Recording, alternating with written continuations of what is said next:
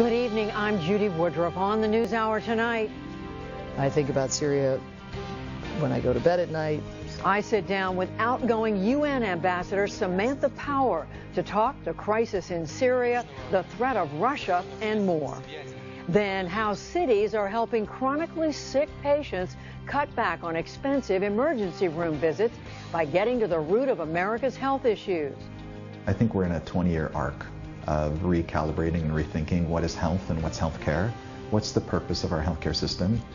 What are we trying to accomplish? And the Obama Years series continues with a look at race in America under the nation's first black president. All that and more on tonight's PBS NewsHour.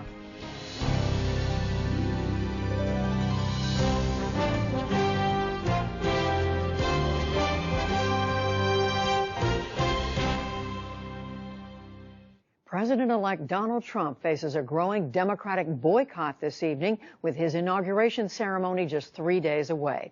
Congressman John Lewis and nearly 50 House Democrats say they will not attend. Lewis had said it would be the first inauguration he's missed in 30 years. His office corrected that today, but Mr. Trump tweeted that the congressman's statement is, quote, wrong or lie. He boycotted Bush 43, also because he thought it would be hypocritical to attend. Trump followed up later on Fox News. I think he just grandstanded John Lewis, and then he got caught in a very bad lie. So let's see what happens. As far as other people not going, that's okay, because we need seats so badly. I hope they give me their tickets. Mr. Trump flew to Washington tonight for a dinner honoring Tom Barrack, a longtime friend who heads the inauguration committee. Meanwhile, Russian President Vladimir Putin accused the Obama administration of trying to sabotage the president-elect. Putin dismissed reports that the Kremlin has compromising information on Mr. Trump, including using prostitutes in Moscow during a Miss Universe pageant. I don't know Mr. Trump. I've never met him. I don't know what he will do on the international scene, so I have no grounds for attacking him, criticizing him for something, or protecting him in any way. We won't even appeal to the Nobel Prize Committee if he's awarded with a Nobel Prize. The White House rejected Putin's criticism and said, quote, there's a pretty stark divide here. President Obama today also commuted the prison sentence of Chelsea Manning for passing classified military and diplomatic files to WikiLeaks. The former U.S. Army intelligence analyst is serving a sentence of 35 years. She is one of 209 inmates who received commutations today. Another 64 received pardons. Charlie Savage is covering the story for the New York Times. Charlie Savage, remind us what Chelsea Manning was originally charged with. Hi, yes, thanks for having me on. So when Chelsea Manning was arrested in 2010 and charged with passing documents to WikiLeaks, she was charged with numerous accounts of violating the Espionage Act and also was charged with aiding the enemy, which is essentially the military justice system's version of treason.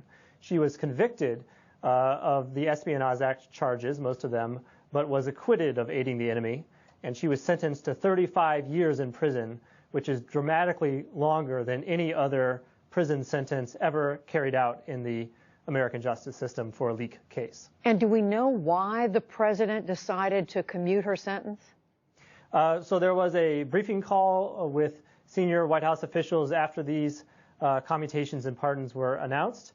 And senior White House official, we weren't allowed to name them under the ground rules, described a little bit of the president's thinking about this.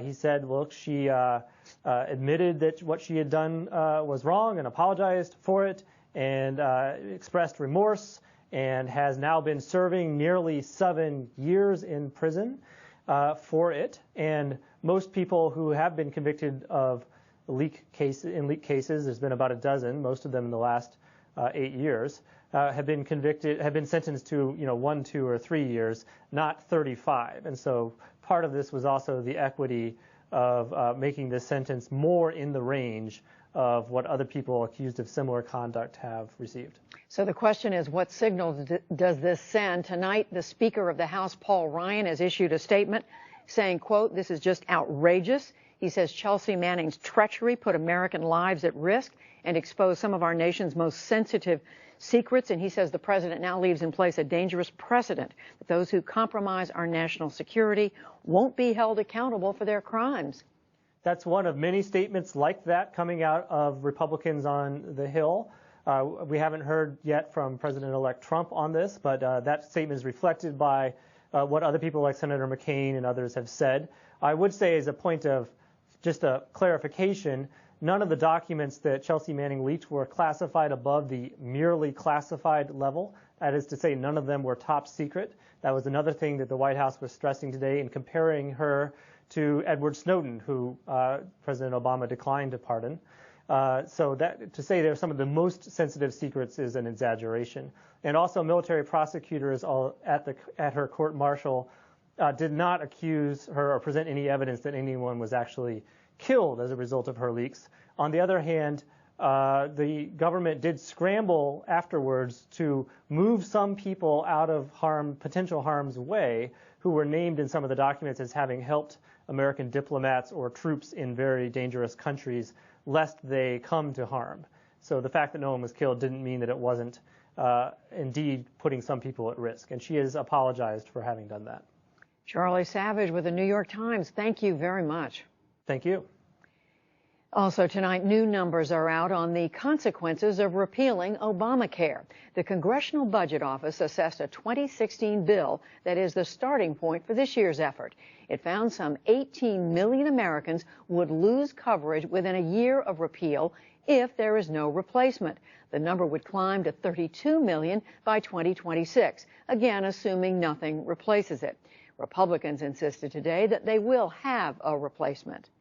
The nominee to be Secretary of the U.S. Interior Department says it is, quote, indisputable that climate change is happening and that humans are a big cause. Montana Representative Ryan Zinke spoke today at his Senate confirmation hearing. Vermont Senator Bernie Sanders pressed him on President-elect Trump's assertion that climate change is a hoax. I don't believe it's a hoax. I believe we should. You do not believe it's a hoax? No, I believe we should be prudent to be prudent. That means I don't know definitively.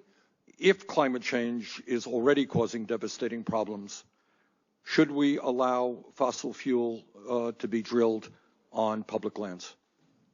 Again, we need an economy and jobs, too. Zinke also said he's open to drilling more on public lands and that he will review President Obama's limits on drilling in Alaska. In Turkey, authorities confirmed they have arrested an Uzbek national and said he confessed to killing 39 people at an Istanbul club early on New Year's Day. The alleged gunman was captured late Monday at this apartment in Istanbul's suburbs. The city's governor said fingerprints there matched prints from the crime scene. The search for a Malaysian Airlines plane has ended after 3 years, $160 million and no answers. Ships with high-tech gear covered in all nearly 50,000 square miles in the Indian Ocean, west of Australia. Today, despite complaints from family members, Malaysia, Australia, and China shut down the official hunt for Flight 370 and all 239 people it carried.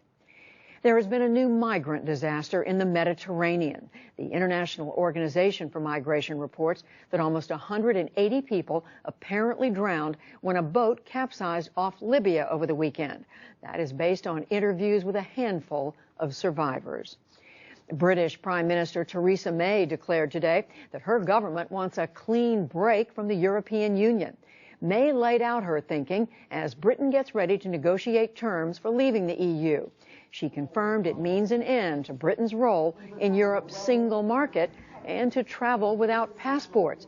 But she also issued a warning. I know there are some voices calling for a punitive deal that punishes Britain and discourages other countries from taking the same path. That would be an act of calamitous self-harm for the countries of Europe, and it would not be the act of a friend. Britain would not, indeed we could not, accept such an approach. May also promised that Parliament will be able to vote on the final deal likely in 2019. Back in this country, big automakers are announcing plans for expansions under pressure from President-elect Trump. Hyundai says that it will boost its investment in U.S. plants by 50% over the next 4 years. And General Motors will spend an additional $1 billion on its U.S. factories this year.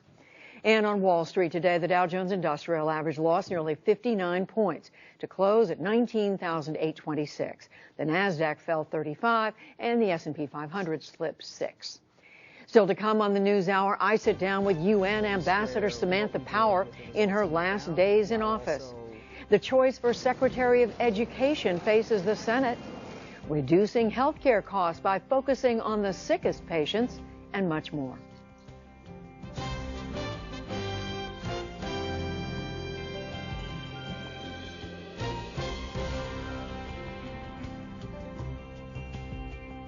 President-elect Trump's nominee to be U.S. Ambassador to the UN, South Carolina Governor Nikki Haley, plans to question why the U.S. contributes 22% of the UN's budget.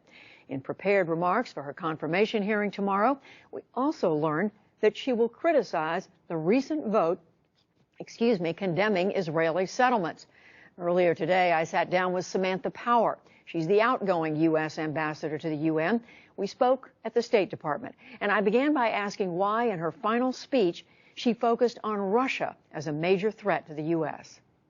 There's a fair amount of competition, obviously, with ISIL and the terrorist networks around the world, China also posing a different kind of threat to the rules-based order. But I thought it was very important before leaving to draw on my 8 years, our 8 years here in these jobs of privilege that we've had, to take note of a pattern that has developed, particularly in the last few years, starting with the decision by President Putin to go into Ukraine, to lie about it, to take Crimea or try to annex it, then in Syria to back a regime that gasses its people, then to get militarily involved with that regime, itself resorting to tactics that were outlawed 100 years ago, and then systematically in Europe, backing these illiberal parties whose worldview is closer to this kind of populist, authoritarian, anti-Muslim, anti-diversity kind of line that has been pursued in Moscow.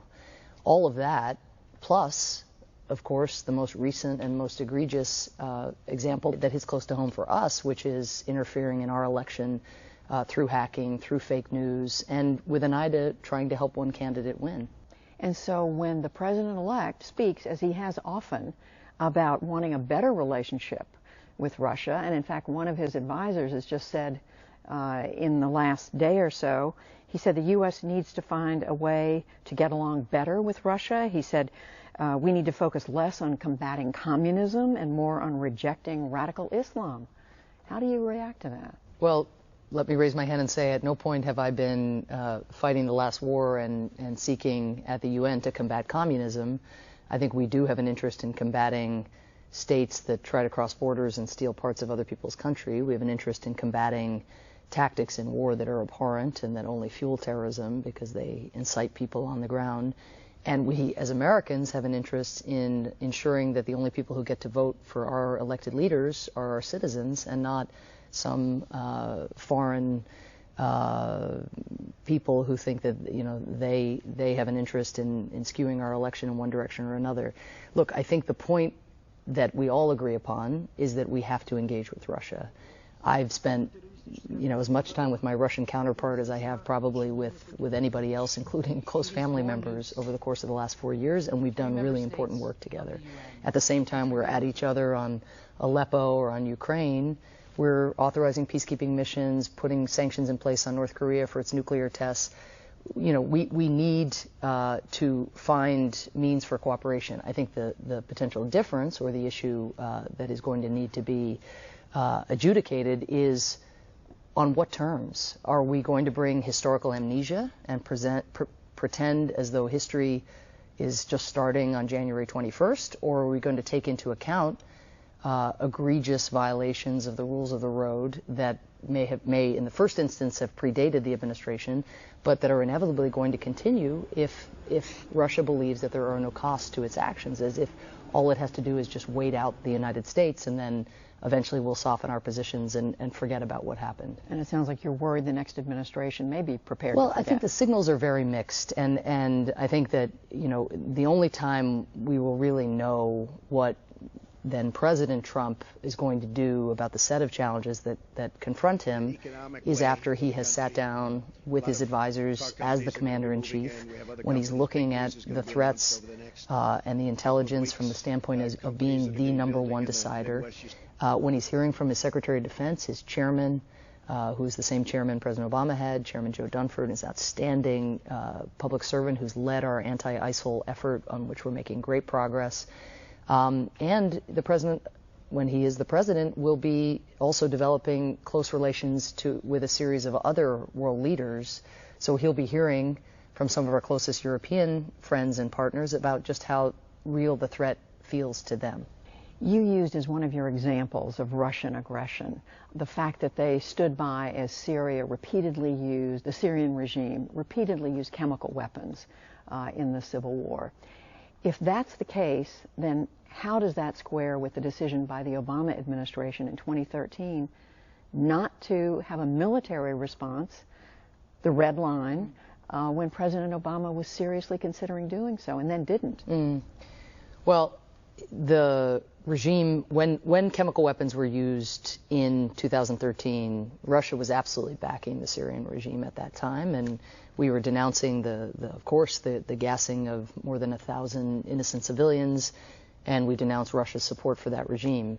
When President Obama came out and said he was going to use military force, that, as you know, was what brought Russia forward to say, hey, wait, maybe not that quite. Why don't we try something else? Maybe we can work together. Maybe we can take advantage of the fact that we are, in effect, the benefactor, the sponsor of this regime, where if you don't use military force, we'll work with you to destroy the chemical weapons program.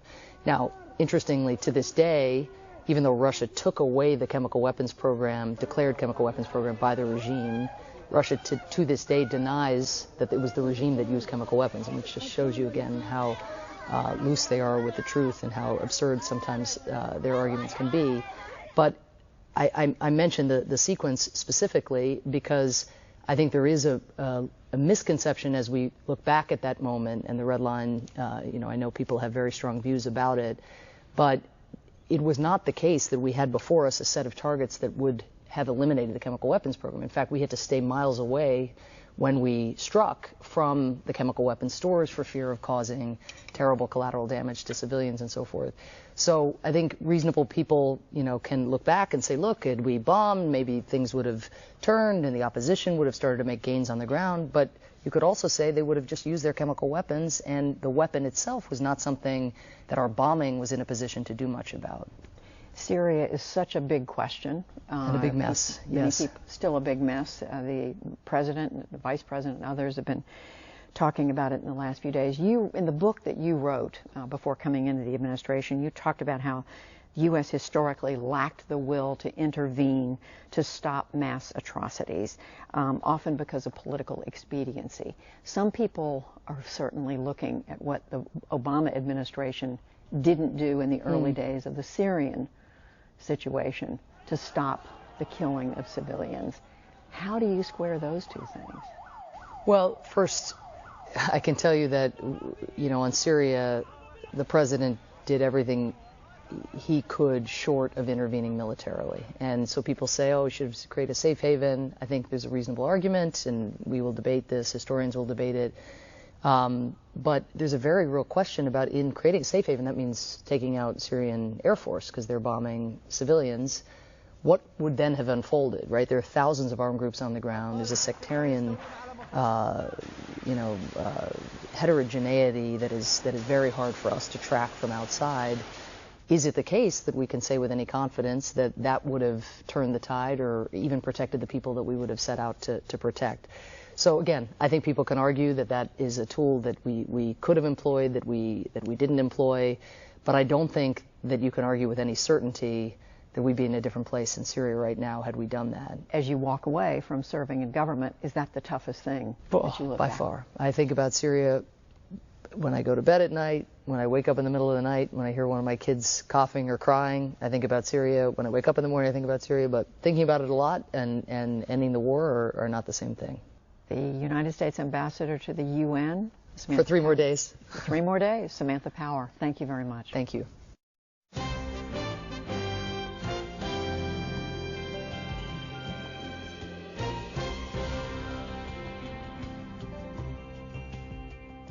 Now, President-elect Trump's pick for Secretary of Education, Betsy DeVos. She's a non-traditional choice and a power player in Republican circles. Her supporters applaud a woman they see as a disruptor focused on children. Her critics worry she'll erode crucial funds for public schools and that she hasn't been forthright in her own financial disclosures. She is on Capitol Hill as we speak for her confirmation hearing, and it is the focus of our weekly segment, Making the Grade. William Brangham is our guide. Shortly after Betsy DeVos's confirmation hearing began this evening, she made one thing clear. She plans to push for expanded school choice around the country, much as she did during her 2 decades as a major political force in her home state of Michigan. Parents no longer believe that a one-size-fits-all model of learning meets the need of every child, and they know other options exist, whether magnet, virtual, charter, home, faith-based, or any other combination.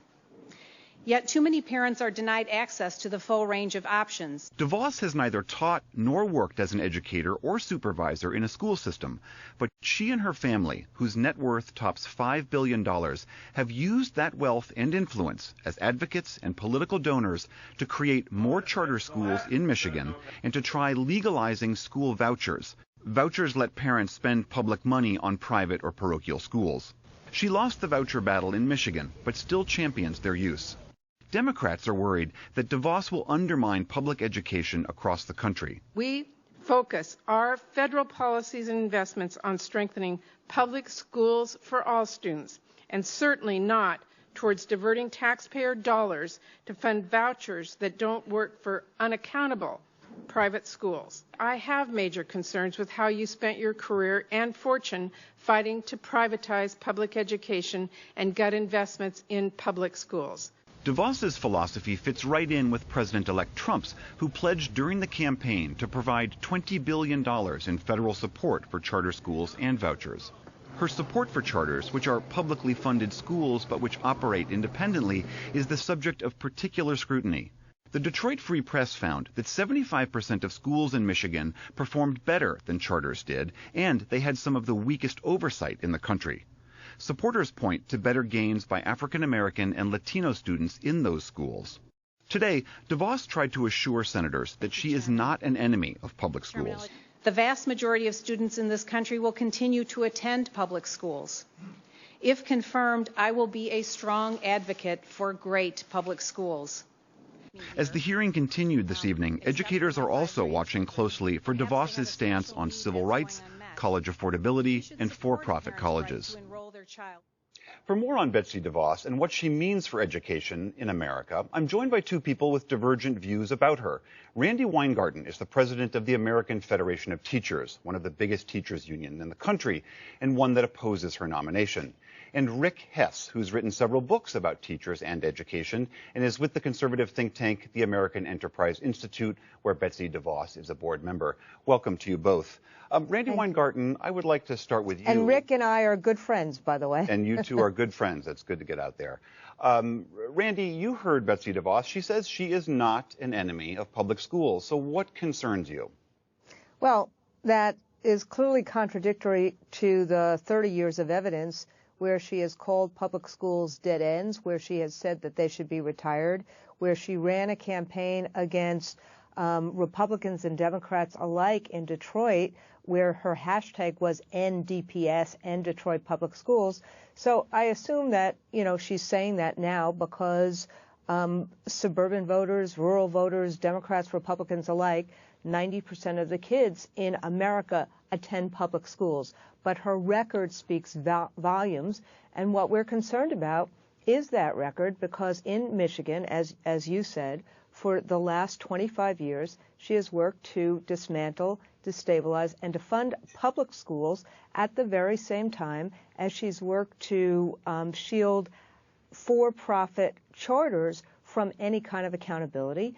And those schools have done very badly. And the public schools, particularly for black and brown children, have been very destabilized in places like Flint, Detroit, Ecorse, and other places. Rick Hess, you've heard these criticisms before, I know. You believe her record indicates that she ought to be the Secretary of Education. What do you like about her? I think she is a smart woman. She's a thoughtful woman. She has spent 3 decades as an educational advocate.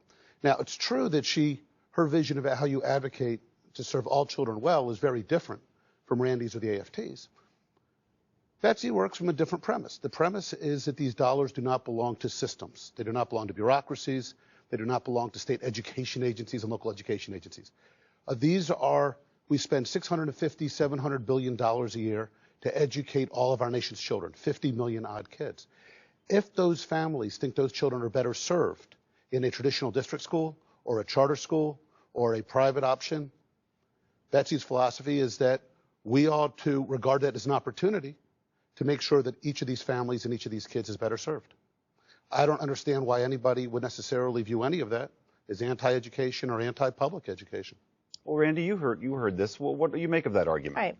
So at the end of the day, what Rick is ignoring is that 23 states have actually reduced their investment in public education since 2008. And what has happened here is that what DeVos advocates is a zero-sum game. Take the money from public schools. So what has happened in Detroit? Kids have huge class sizes. The buildings are decrepit. The books that they use are from the 60s or the 70s. So what happens is that they don't have a real viable experience. And at the same time, what has happened is that there's been private money that has gone into charters and gone into vouchers to actually overpromise parents things that they ultimately don't get. The place that has the choice are the schools, not the parents. And the point I'm trying to make is that look at the record. The record in terms of vouchers, we've had vouchers for 25 years. They don't do very well for kids. And the record in terms of the for-profit charters is that the for-profits have made a lot of money, but kids have suffered. So why are we in the midst of destabilizing, as opposed to rolling up our sleeves and actually doing what works? We have to help every child have a safe, welcoming neighborhood public school. Parents want other options, that's their right. But we have a responsibility to help kids have qualified, high-quality neighborhood public schools. Rick, one of the arguments that often is made here, it seems like there's a tension between autonomy and accountability. Everyone wants autonomy so that schools can innovate and do what they want to do, but there should also be accountability so that if teachers are not doing a great job, that somehow we can hold them accountable. DeVos has been very strong on autonomy for schools, but it seems like her record indicates she's much less interested in holding those schools accountable when they don't perform. So I think she's mixed on accountability. Jeb Bush, who is probably the high priest of Republican educational accountability, made an incredibly strong statement on her behalf in the last day or two. She's been on the board of his Foundation for Educational Excellence. She has supported calls for high standards. But I think you're right. There is mixed feelings, certainly on the conservative side of the spectrum, about how much we want to have simple, centralized measures determine whether or not a school is good for a kid. It's interesting to hear, Randy talking about this, because the AFT also has, I think, voiced concerns about over-reliance on simple reading and math scores as the be-all and end-all for deciding whether schools are doing a good job. And yet, when we talk about educational accountability, simply because it is so complex to try to hold accountable 100,000 schools, because we have so few kind of good objective measures, it often winds up putting more and more weight on reading and math scores. And I think for me, part of the promise of school choice is that if educators can create a school that families want to send their kid to, and looking at the test data and looking at other metrics of achievement, families think that this school is best for their kids, I guess I'm uncomfortable with the idea that we should religiously try to deny families a school that they think is going to be best for their kid. All right, Randy Weingarten, Rick Hess, thank you both very much.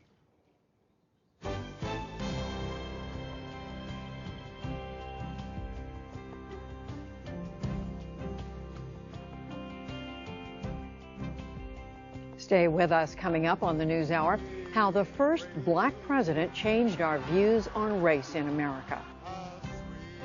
But first, how some lesser-known changes to health care might fare given President-elect Trump's vow to repeal the Affordable Care Act. One of those involves so-called super utilizers, high-cost patients who frequently turn to emergency rooms for problems better handled by primary care doctors and social workers. Special correspondent Sarah Varney reports. The story was produced in collaboration with our partner, Kaiser Health News. Protective gown, rubber gloves, face mask. Dana Gurley is getting dressed for work. She's a social worker, charged not with treating infectious diseases, hey sunshine, but with figuring out why her clients all but live in Houston's hospitals. What's been going on? This patient, who asked not to be identified, has chronic massive ulcers, AIDS, and hears voices, and at times spends 3 weeks out of the month at multiple hospitals around Houston. Gurley is part of a promising effort in the U.S. healthcare system. Hey, Debbie. Honing in on so-called super utilizers, patients with complex problems who frequent emergency rooms and cost public and private insurers dearly. Super utilizers make up just 5% of the U.S. population, but they account for 50% of healthcare spending. As healthcare costs continue to rise, providers are trying to find these patients and get to the root of their problems. An effort to do just that started in New Jersey's poorest city, Camden. Family physician Dr. Jeffrey Brenner was inspired by how police departments were using crime data to detect hotspots. To find Camden's healthcare hotspots, Brenner dug into ambulance records and ER data to show how high-cost patients were shuttling between city hospitals. In America, we're medicalizing social problems and we're criminalizing social problems, and we're wasting huge amounts of public resources. To steer super utilizers away from expensive emergency care, Brenner's team, including social workers LaTanya Oliver and Bill Nice, seek patients out in local neighborhoods. There's been a few patients that I've had like that. They work intensively with people like Peter Bowser. Hey, Pete, what's up, man? How you doing, sir? How's everything going? Bowser was once homeless and went to the ER 28 times in 1 year. Because I was telling people when I was staying in the shelter, I said, when I get my place, I'm going to maintain it. But after they helped get a permanent roof over his head, Bowser's trips to the ER all but stopped. I think you'd prefer to spend your time here than the hospital any day of the week. This high-touch, data-driven approach has yielded big savings. ER visits for the first group of patients dropped by 40%, cutting monthly hospital bills from $1.2 million to $500,000. The Affordable Care Act has boosted efforts like this around the country by funding so-called accountable care organizations, teams of healthcare professionals who team up to improve care, lower costs, and reap the savings. And it was Brenner's pioneering work in Camden that inspired others, including the program in Houston, a sprawling city desperate to aid its sickest and most isolated patients. While the more than 100 hospitals here typically know their own superutilizers, they had no way of knowing the top users across the entire city. Tackling that problem took unprecedented planning among typically disjointed city and county agencies, hospitals, and nonprofits. And you know that guy that you helped me get appointments for the other day? He apparently had warrants out for his arrest. Oh, okay. Now, many of the hospitals here, including the county hospital Ben Taub, pull their data and send it to Kalal Mahata, a former oil industry IT engineer with the Patient Care Intervention Center, who combines it into one database. Then we saw that breakdown by EMS, so 60. Mahata and Dr. David Buck, the group's founder, helped to identify patients at the top of the list, the outliers of the outliers. Some of the data comes from the Houston Fire Department's 911 calls. Then teams are dispatched to parks and neighborhoods to find the patients. Firefighters and paramedics like Thomas Perrell often know these residents from those emergency calls. But this time, their mission is different. We make appointments, we find specialists, we try to maximize the resources that you have. The results of these intensive interventions can be stunning. Timmy Williams was dying when Dana Gurley found him. Has your blood pressure been that high in the past 3 or 4 weeks? It has been? Yeah, it bees high. It bees up there. He was holed up at home and reeling from untreated HIV that had progressed to AIDS. He couldn't take care of his young son and cycled through Houston's hospitals. When we first met Timmy, he was very hard to engage. We knew that he probably was not taking any of his medication, and he was very skinny. Gurley arranged for home aide to care for Williams 7 days a week, got his apartment cleaned and the lights turned back on. Now, Williams' HIV is undetectable, and his health and life have been steadied. This is my Zoloft. Yeah. This is for my panic attacks. Although these efforts involve many staff members, in the 2 years since the Patient Care Intervention Center has been up and running, costs for those in the program have gone down 83%, and hospital visits by 70%. I really want to get to know them and spend time with them. But it can be difficult to keep these programs moving. Often, those savings go straight to insurance companies and government payers. And Dr. Buck and Dana Gurley were once banned from a Houston hospital that was afraid of losing money if their high-cost patients stopped showing up. Nobody wants to take ownership of any of it. People just want ownership of what they have authority over. And that's really the issue. So this is my COO's office. Back in Camden, even Dr. Brenner is less optimistic than he once was. His office now overflows with pillows and kitchenware for clients they're trying to place in housing. And he thinks homelessness and entrenched financial interests in healthcare are the biggest barriers. I think this is going to take a lot longer than I ever imagined. I think we're in a 20-year arc of recalibrating and rethinking what is health and what's healthcare. What's the purpose of our healthcare system? What are we trying to accomplish? How you doing, Lenita? But Brenner still believes these intensive efforts are the best way to help patients like Timmy Williams. He's now healthy enough to make his way around the city on his own. He says Gurley did more than rescue him from his darkest days. I had to put it in my head that no one is going to do it for me. I have to do it for myself. I got to step out and do it myself. Read this here? This whole thing? Yeah. At home now with his son, his illness no longer gets in the way of being the father he wants to be. But efforts like these could be undercut if President-elect Donald Trump and the Republican Congress follow through on their vow to repeal the Affordable Care Act. And it's unclear what would come next. Who may stand? For the PBS NewsHour and Kaiser Health News, I'm Sarah Varney in Houston, Texas. Who has clear?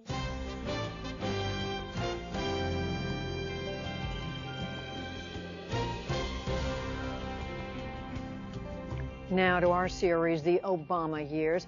Tonight we look back at the legacy of the nation's first black president. I, Barack Hussein Obama. Decades before he made history as the first African-American president, Barack Obama was a man of uncommon circumstances. Born to a Kenyan father and a white mother from Kansas, Obama's childhood was split between Indonesia and Hawaii, where he was raised by his white grandparents. The young Obama was largely shielded from the racial injustices of 1960s America, says Ta-Nehisi Coates of The Atlantic magazine. To not go to schools and wonder why your schools are terrible, to not have to deal with the fear, the violence, to not really have to deal with the police. So he was aware of it, but it wasn't personal. Longtime friend and senior White House advisor Valerie Jarrett says his upbringing made Obama uniquely equipped to navigate what lay ahead. He was used to living in a family where white people loved him and cared deeply about him. And so he goes into every situation with the assumption that he's going to be respected and treated well. After law school, Obama moved to Chicago. He became a civil rights attorney, a community organizer, and eventually a state senator representing the South Side of Chicago. Obama gained national attention in 2004 when he delivered the keynote address at the Democratic National Convention. There is not a black America and a white America and Latino America and Asian America. There's the United States of America. In 2007, after serving just 2 years in the Senate, Obama decided to test America's readiness to accept a black man as president. For months, he campaigned on a message of hope and change, but it was not until the surfacing of racially charged sermons by his former minister that he addressed race head-on. The anger is real. It is powerful.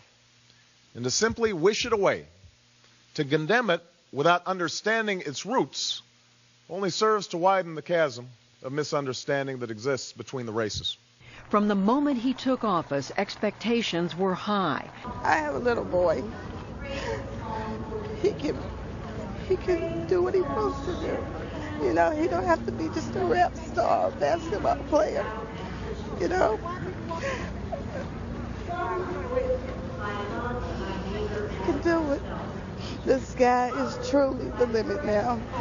But the president had to strike a balance between being a voice for black Americans and president of the entire country, says Ta-Nehisi Coates of The Atlantic. He was always walking this line. And he had to walk the line. You know what I mean? Like, if you're president of the United States, it is true that the majority of people who you serve, who you represent, that's not the South Side of Chicago anymore. One of the first tests came just months into Mr. Obama's first term, when a white police officer arrested black Harvard professor Henry Louis Gates trying to get into his own home. The Cambridge police acted stupidly. What I think we know separate and apart from this incident is that there is a long history in this country of African Americans and Latinos being stopped by law enforcement disproportionately. After backlash from the law enforcement community, the president said he had overreacted. He invited Gates and the officer who had arrested him to the White House for what would become known as the Beer Summit. The president experienced unusual vitriol from his opponents, including an outburst from South Carolina Representative Joe Wilson that members of both parties called disrespectful. For the remainder of his first term, the president rarely used the bully pulpit to talk about race. He focused instead on broader issues like the economy and reforming the nation's health care system. But the president's domestic record in his second term would be largely defined by a series of events that spotlighted racial tensions. In 2012, when neighborhood watch volunteer George Zimmerman shot and killed Trayvon Martin, an unarmed black teenager, the president spoke out in a surprisingly personal way. Valerie Jarrett was with him just beforehand. And I was in the Oval Office with a couple of other senior staff. And he said to us in an extraordinarily emotional way, I want to talk about this because if I had a son, he would look like Trayvon. When I think about this boy, I think about my own kids. Again, Ta-Nehisi Coates. In the moment he spoke out, it completely politicized the trial. You know what I mean? And Trayvon became a symbol of Obamaism or something like that. Like, it became racialized, you know, in a sort of way. In 2014, Michael Brown, another unarmed black teen, was shot and killed by a Ferguson, Missouri police officer.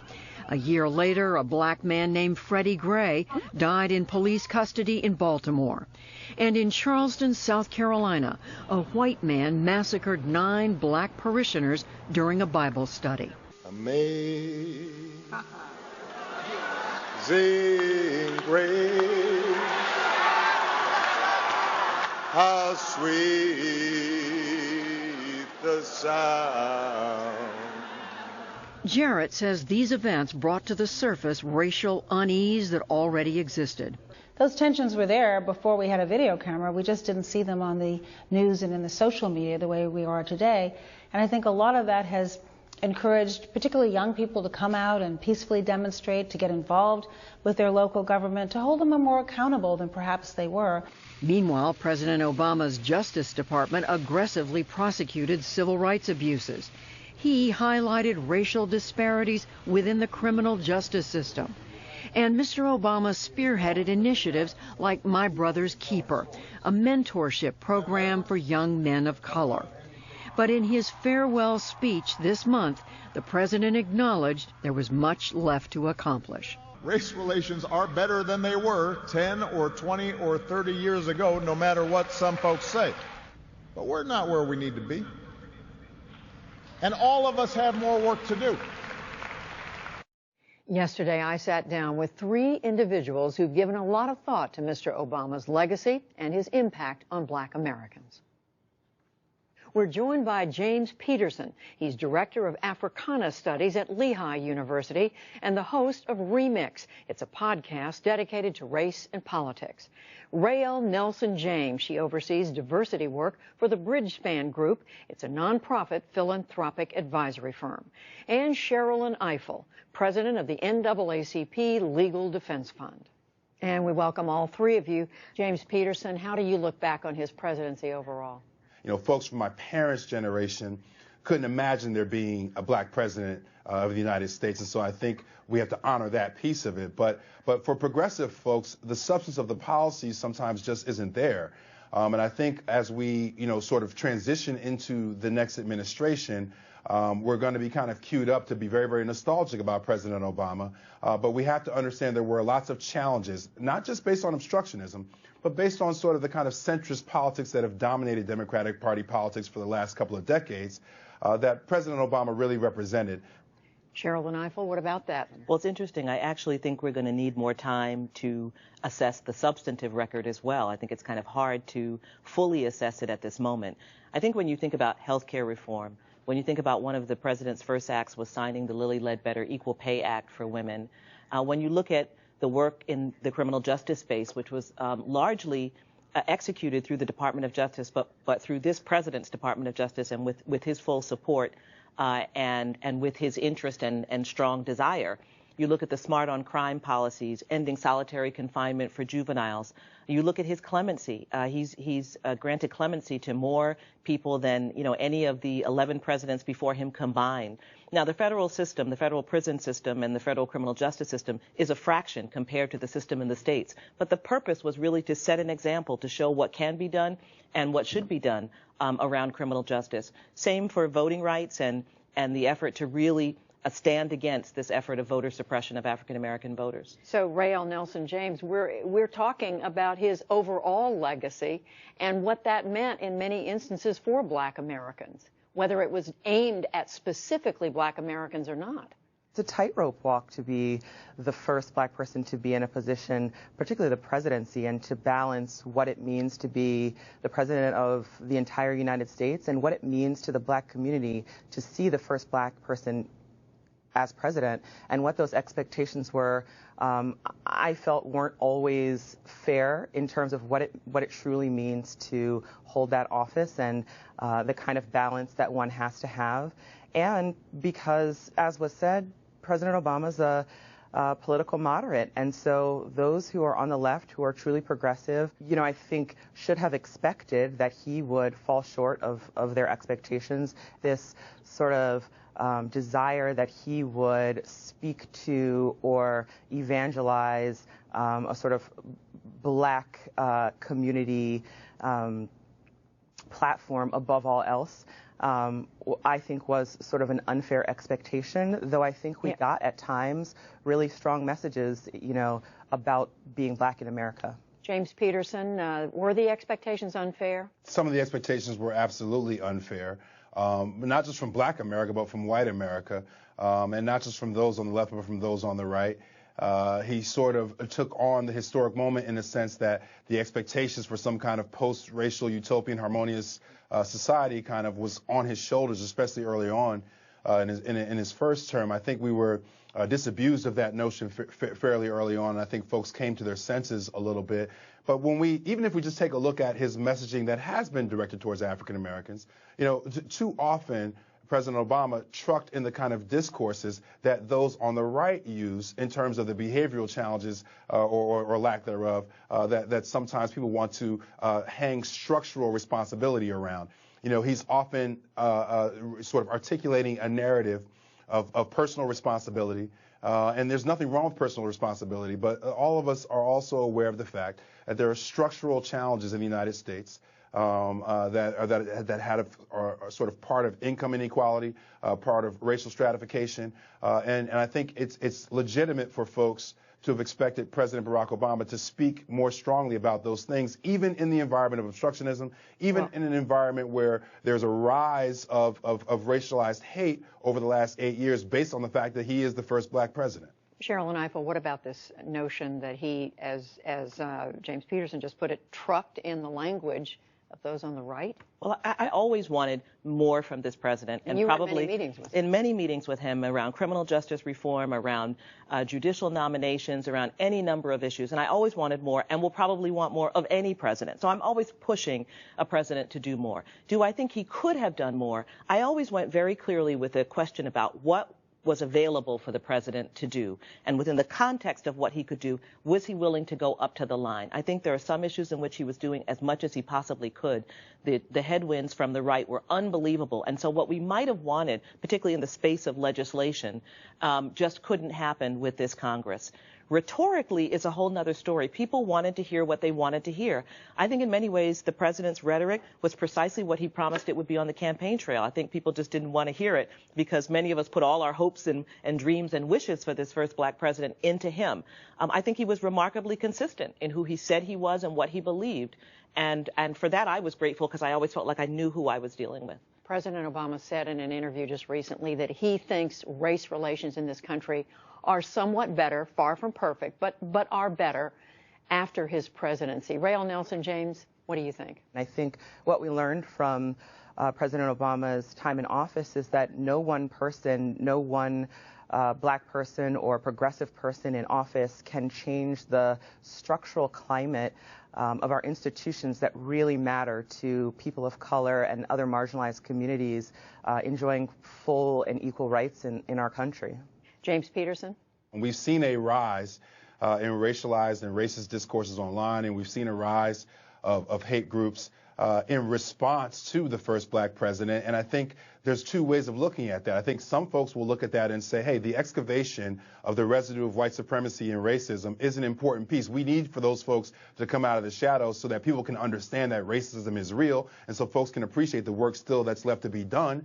But we also can't blame President Obama because discourses have become more racialized because he's the first black president, right? I mean, that's just a reality of change and progress. And so things are not necessarily worse off in terms of racial discourses. But when we look at specific issues, if you look at income inequality, when you look at black wealth and black resources, some of those things have declined over these last 8 years. And the challenge for us is not to blame President Obama for that, but to understand that he's kind of a lightning rod for racial issues because he's the first black president. Sherilyn Ifill, race relations at the end of his term. Well, you know, I've taken issue like policing reform.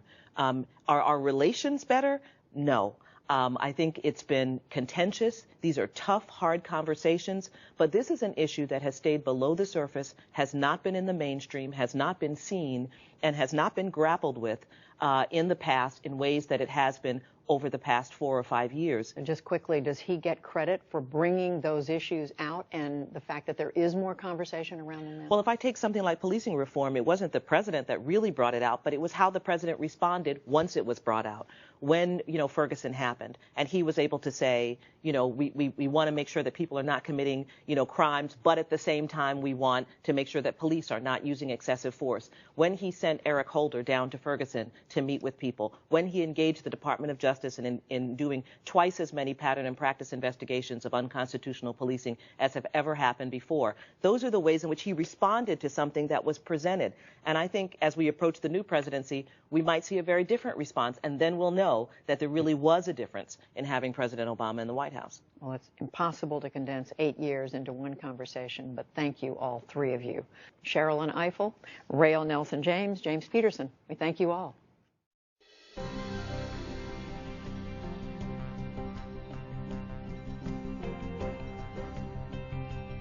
And that is the NewsHour for tonight. I'm Judy Woodruff. Join us online and again right here tomorrow evening. For all of us at the PBS NewsHour, thank you and good night.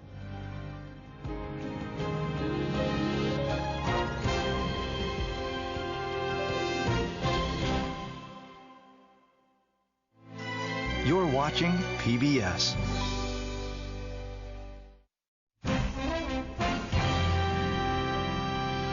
Good evening. I'm Judy Woodruff on the NewsHour tonight. I think about Syria when I go to bed at night. I sit down with outgoing UN Ambassador Samantha Power to talk the crisis in Syria, the threat of Russia, and more. Then how cities are helping chronically sick patients cut back on expensive emergency room visits by getting to the root of America's health issues. I think we're in a 20-year arc of recalibrating and rethinking what is health and what's health care. What's the purpose of our healthcare system? What are we trying to accomplish?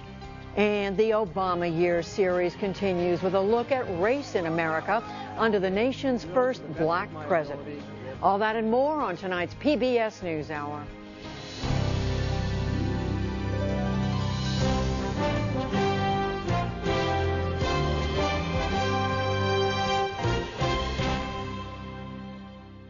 President-elect Donald Trump faces a growing Democratic boycott this evening with his inauguration ceremony just 3 days away. Congressman John Lewis and nearly 50 House Democrats say they will not attend. Lewis had said it would be the first inauguration he's missed in 30 years. His office corrected that today, but Mr. Trump tweeted that the congressman's statement is, quote, wrong or lie. He boycotted Bush 43, also because he thought it would be hypocritical to attend. Trump followed up later on Fox News. I think he just grandstanded John Lewis, and then he got caught in a very bad lie. So let's see what happens. As far as other people not going, that's okay, because we need seats so badly. I hope they give me their tickets.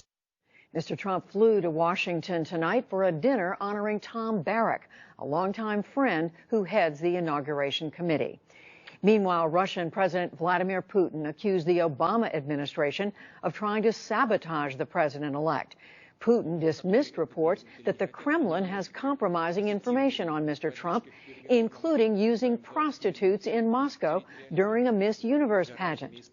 I don't know Mr. Trump. I've never met him. I don't know what he will do on the international scene, so I have no grounds for attacking him, criticizing him for something, or protecting him in any way.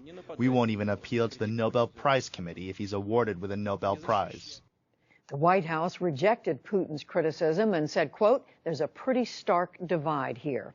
President Obama today also commuted the prison sentence of Chelsea Manning for passing classified military and diplomatic files to WikiLeaks. The former U.S. Army intelligence analyst is serving a sentence of 35 years. She is one of 209 inmates who received commutations today. Another 64 received pardons. Charlie Savage is covering the story for the New York Times. Charlie Savage, remind us what Chelsea Manning was originally charged with. Hi, yes, thanks for having me on. So when Chelsea Manning was arrested in 2010 and charged with passing documents to WikiLeaks, she was charged with numerous accounts of violating the Espionage Act and also was charged with aiding the enemy, which is essentially the military justice system's version of treason. She was convicted of the Espionage Act charges, most of them, but was acquitted of aiding the